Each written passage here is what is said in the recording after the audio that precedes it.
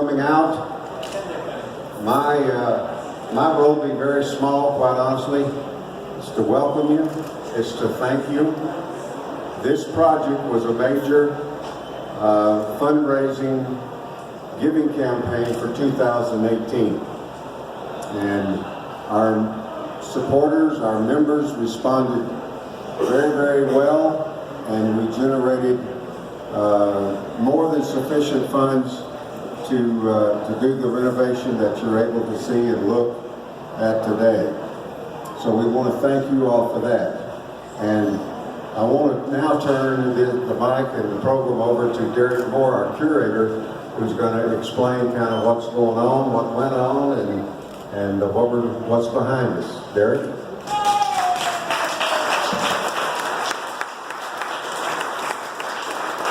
All right, well, thank you everyone for coming out.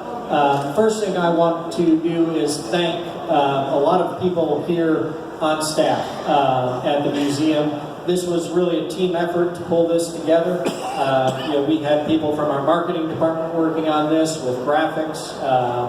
We had people, obviously our facilities team working on the building, the actual infrastructure, the look of the exhibit, and then of course collections and exhibits team doing the content development and the artifact selection. So really a big thank you to all of the NCM staff that were involved in this, and the others that had the patience to work with us while we had the main entrance of the building to the museum kind of plugged up with construction. So it's a big thank you to all of them.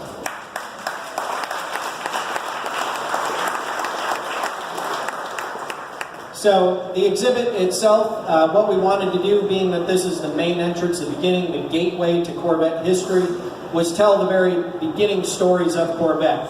A look at Harley Earl and who that man was, how he kind of got his place at GM, and then eventually got to the point of understanding and the need for a sports car in America, and coming to the development of Corvette. So obviously you see right up front here we have stories about Harley Earl. We obviously have the story of the 53 Corvette and some of what went into the design and engineering of that car.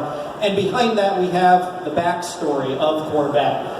The things that were happening in the world that led us to Corvette. So European and British sports cars, early American sports cars after World War II, and one of my favorite cars in the exhibit, just because it's so odd looking, the very first fiberglass car ever built in the world is here.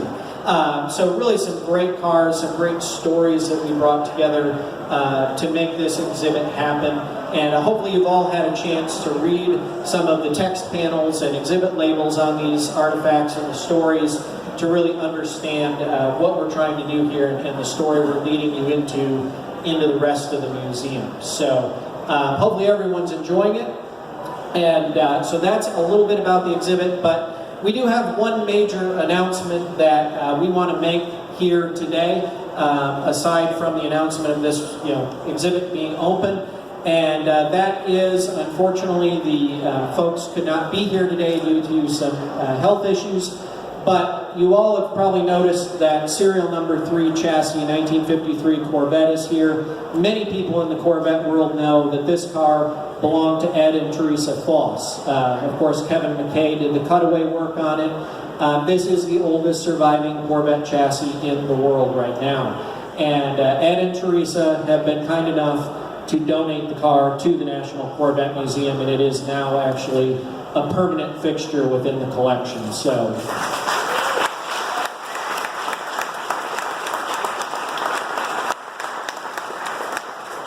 big thank you to Ed and Teresa, and they're very disappointed they couldn't be here, but we are of course sending them all of our thoughts and prayers and everything for recovery on health issues. So with that all being said, I think I would like to invite some of our team members up here, some of my collections and exhibits folks.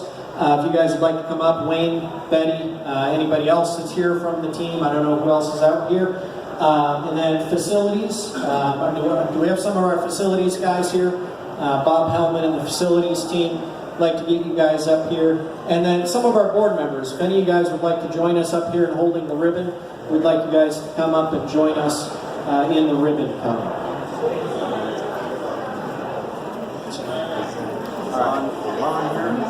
We're going to pass the ribbon down here.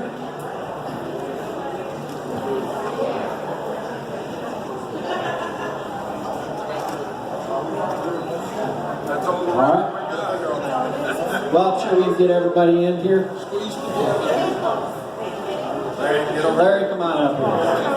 All right, so before we cut this ribbon, I just want to say thank you to everyone. Again, thank you to all of you guys for showing up today to unveil this.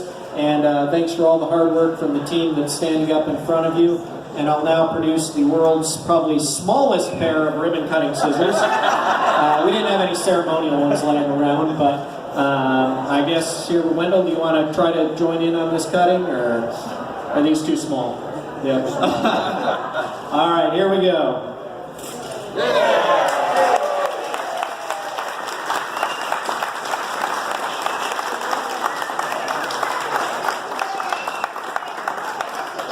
All right, I'm going to turn it back over to Wendell for a few closing remarks.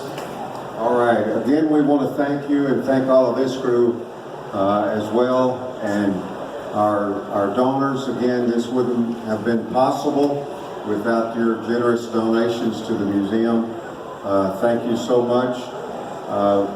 We have other projects that we will be making you aware of that we'll be asking you to help us fund, and we're very proud to have Derek on board as our curator, and the main thing that holds him back is budget for doing the kind of things that he would like to do. So with your help, and we'll try to keep everything moving forward. I don't see our chairman of the board. I didn't think to ask him to come.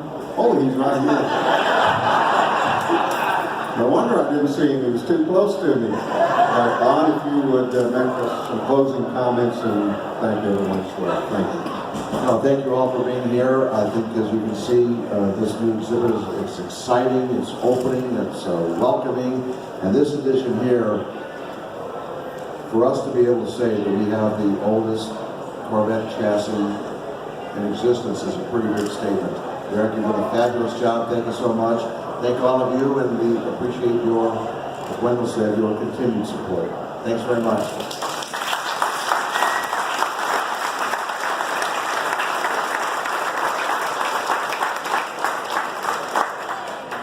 We're adjourned.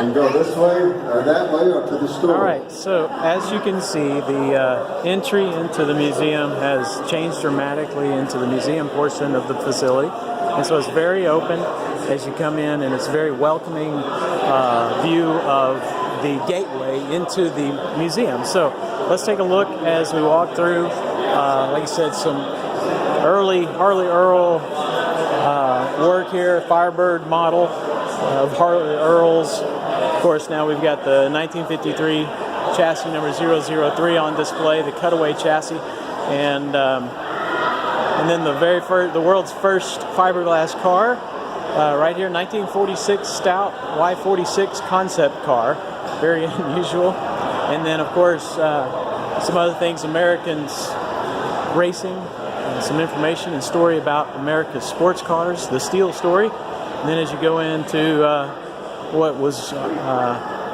some of that information about fiberglass and the first emblem, then you come into the part of the museum that everyone is very familiar with. So that shows you the gateway. As we exit from here and go back into the gateway, just real quick, if you've not seen the cutaway of the 1953 chassis number 3 Corvette, let's run over here. And before we do that, though, the Corvette, of course, is named for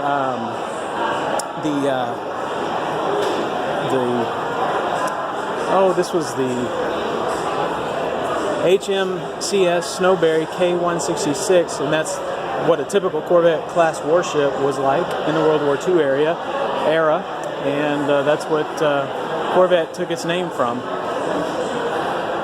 And let's come over here and take a look at the cutaway and finish up our tour of what the new gateway looks like. So we've got several people around this. Let's flip around here. There we go. Cutaway of the 1953 Corvette, serial number 003.